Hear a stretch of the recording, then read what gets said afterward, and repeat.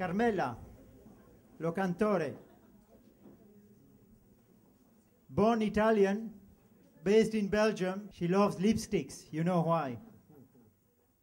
Carmela va nous raconter une histoire. Non. Oui. Non. Oui. Oui, c'est bien la guerre qui défile sur Berlin. Hier encore, ce n'était qu'un grondement lointain. Aujourd'hui, c'est un roulement continu, plus moyen de s'orienter. Nous vivons dans un cercle de canons d'armes braqués sur nous. Non. Soudain, le printemps.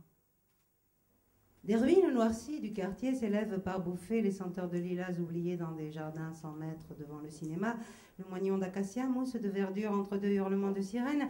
Des hommes ont sans doute trouvé le temps de bêcher leur petit jardin familial, car autour des cabanons de la Berliner Strasse, la terre est fraîchement retournée, seuls les oiseaux se méfient de ce mois d'avril. Moi, je ne me soucie plus que du jour présent, des tâches immédiates. Mon centre de gravité, c'est mon ventre. Toute pensée, tout sentiment, souhait ou espoir passe d'abord par l'estomac. Je suis tenaillée par une faim de loup. Non, mais qui aurait cru ça? On est les dindons de la farce. La partie ouest de l'Allemagne, pour eux tout va bien, ils s'en sont sortis. Le mot russe reste coincé dans la gorge. C'est de l'Est qu'accourt notre destin, celui qui va bouleverser le climat comme à l'époque glaciaire. Pourquoi?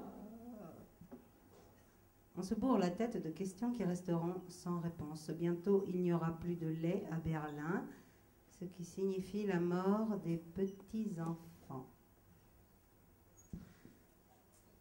3 pièces sous les toits, mon chez-moi, je n'en ai plus parce que je n'ai plus rien, tout m'appartient comme cette mansarde. Les mansardes sont peu demandées, le toit fuit, tuiles cassées, emporté par le vent.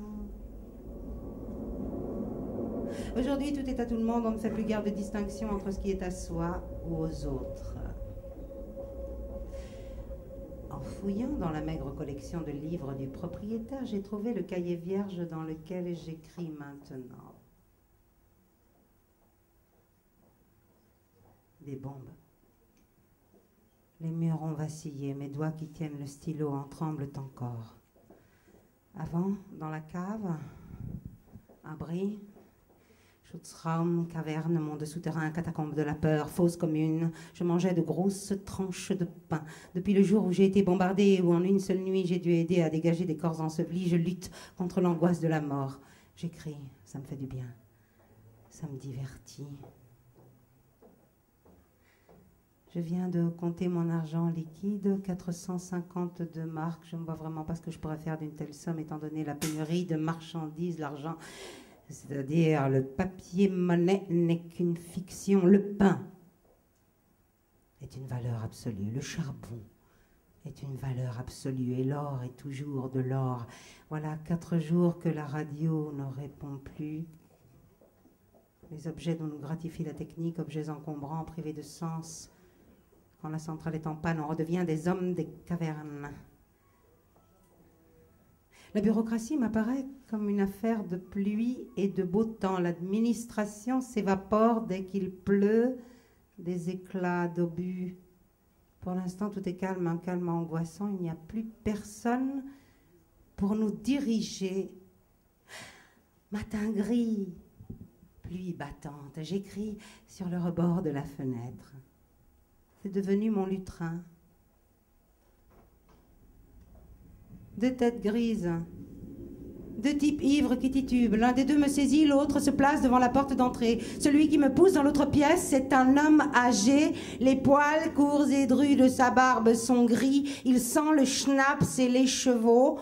Il referme soigneusement la porte derrière lui et comme il ne trouve pas de clé de serrure, il pousse le fauteuil à oreillette contre le pan.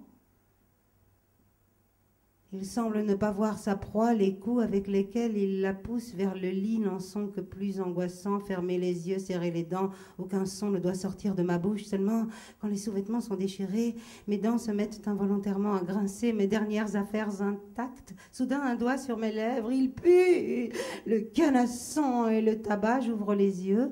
Les mains étrangères écartent adroitement mes mâchoires. Et les yeux dans les yeux, il se penche sur moi et laisse tomber lentement, consciencieusement dans ma bouche la salive accumulée dans la sienne. Je suis pétrifiée, aucun dégoût, j'ai seulement froid. Ma colonne vertébrale est glacée, mon occiput est pris de vertige frigorifiant. Je me sens glisser et sombrer profondément à travers les coussins et les dalles, m'engloutir dans le sol. Voilà ce que c'est de nouveau, les yeux dans les yeux. Les lèvres étrangères s'ouvrent, découvrent des dents jaunes, une dent de devant est à demi cassée. Les commissures se relèvent, il plisse les yeux qui rayonnent de toute leur ridule. Il est en train de sourire. Avant de partir, il fouille dans la poche de son pantalon, en sort quelque chose qu'il jette sans dire un mot sur la table de nuit, pousse le fauteuil et claque la porte derrière lui, ce qu'il a laissé, un paquet froissé contenant encore quelques papyrossis. Mon salaire. Viol. Qu'est-ce que ça veut dire? Quand j'ai prononcé le mot pour la première fois vendredi soir dans la cave, un frisson glacé m'a parcouru le dos. Aujourd'hui, je suis capable d'y penser et de l'écrire d'une main froide. Je dis le mot à haute voix, il évoque le pire, le comble, et pourtant ça ne l'est pas. Ich bin von Kopf bis Fuß auf Liebe eingestellt.